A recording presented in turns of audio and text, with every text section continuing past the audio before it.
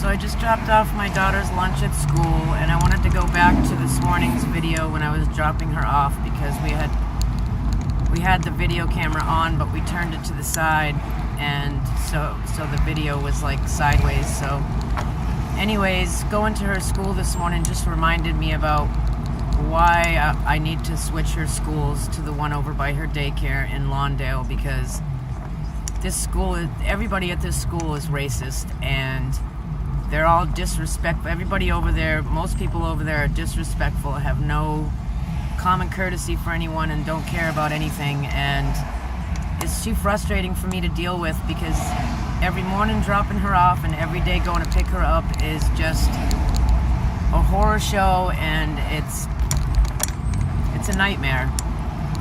Dropping her off this morning, I go to pull up in front of the school to drop her off, and there's a car that pulls across the oncoming lane and parks head on in front of me because they're too lazy to park on the other side and walk their kid across the street, or they're too lazy to pull around and pull up the right way. So, and there was like 2 or 3 more cars that did the same thing after that person, and it's just unsafe. And then going to pick her up at school, it's ridiculous.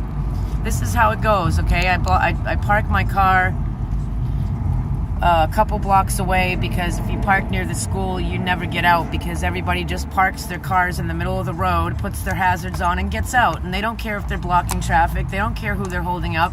They're too lazy to park and walk to get their kid, and they don't want to walk, so they literally just pull up, put their hazards on, and get out and get their kids. And then there's people beeping for them to move, and there's nobody in their cars. Nobody's moving. Nobody can get through the street at all. And then walking is another story. Walking to go get her, walking up the sidewalks. There's no room to walk anywhere because everybody has they're selling their stuff on the street. They got their little marketplaces set up, their trucks with the backs open, selling all their stuff. And so you got crowds of people. When you're trying to walk down the sidewalk, you have to walk down the street, in the middle of the street with your kid to get by. And when I'm walking to get her, not one single person will move aside on the sidewalk to let me go by. Okay, now I thought it was just me, and I thought it was just like, okay, well, they got 4 kids with them. They don't want to move them aside to let someone walk by the other way. So I'm like, you know what? I'm going to see what happens if I stand my ground and just keep walking straight on the sidewalk, because I have a right to walk on the sidewalk too.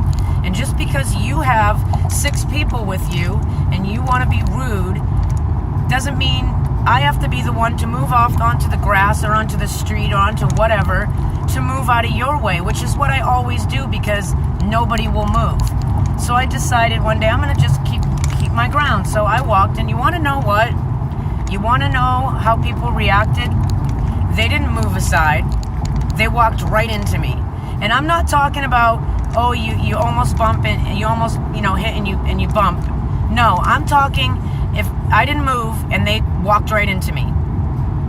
3 or 4 times in a row, literally walked right into me, almost started a fight. And I'm like, why do I have to move? This sidewalk is for everybody. And I walk down this sidewalk every day and move for every single person coming my way, because nobody will move for me. So what makes you better than me? And what makes you right that you can take the whole sidewalk up and not move across when I'm coming down? I mentioned this to my teacher earlier on in the year, and she said that happens to her all the time. But then the following day, I attempted to do the same thing, walking directly behind a Spanish woman, a Mexican woman. Now, what do you think they did this time? Shit you not. They moved aside for her and then immediately moved back to where they were walking and walked into me. Now tell me there's not something wrong with that. Tell me that's not fucked up. And every single social event that I've gone to at the school, not one single person except for one woman who is African American would ever talk to me. I tried talking to people, but not only do they not speak English, but they don't want nothing to do with me. They hate me. they won't have anything to do with me because of the color of my skin. At least that's what I'm assuming, because it's a primarily Spanish neighborhood. And I've tried talking with the neighbors. I've tried talking with the little girls' parents that my daughter plays with. And no, obviously they have issues with me. So this is why I'm moving from this school. Oh, and then not to mention, and then here's this, right? Their school celebrates the Mexican holidays and goes all out to perform events. Now, don't get me wrong, I got nothing against Mexicans or anybody else of any other race, for that matter. I'm a colorblind. I got no issues with people for the color of their skin. But when you got issues with me and you make it apparent, yeah, I'm going to have issues with you. Not because of your race, but because of how you're treating me. And at the school, they only cater to the Mexicans because it's primarily Mexican. They don't cater to anybody else. My daughter is invisible at that school. And they celebrate the Mexican holidays and do all sorts of shows and go all out. And then the very next month, it was Black History Month and Black Awareness, and not one thing to bring that to light and celebrate that.